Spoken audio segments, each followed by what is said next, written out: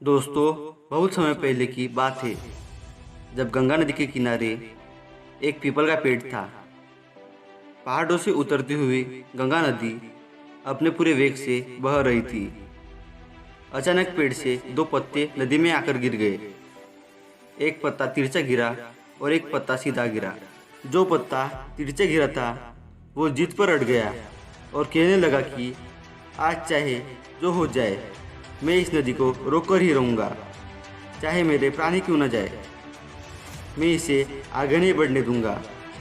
वह पत्ता जोर जोर से चिल्लाने लगा कि रुक जा गंगा, मैं तुझे आगे नहीं जाने दूंगा। पर नदी तो बहती ही जा रही थी।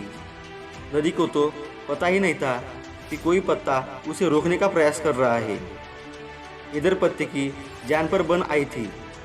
वह लगातार संघर्ष कर रहा था।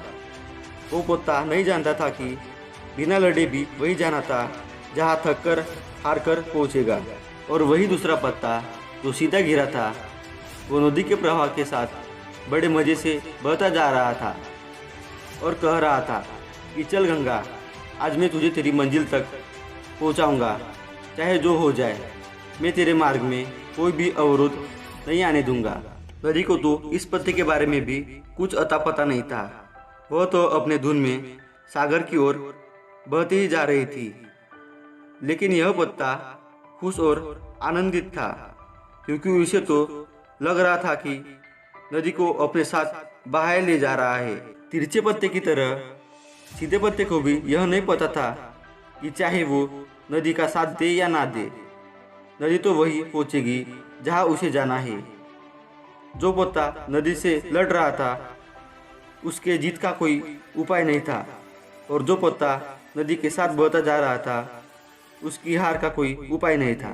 दोस्तों, यह कहानी हमें सिखाती है कि जिस दिन हम लड़ना छोड़ देते हैं उस दिन से ही हम जीना शुरू कर देते हैं। अब लड़ना छोड़ देने का अर्थ यह नहीं कि आप सपने ना देखें या उसके लिए मेहनत करना बंद कर दें, बल्कि लड़ना छोड़ देने का अर्थ यह है कि आप उन चीज़ों की बदलने की कोशिश ना करें जो आपके हाथ में नहीं है। यही खुश रहने का मूल मंत्र है। दूसरों को बदलने में अपने जीवन को बर्बाद ना करें, बल्कि खुद को बदले।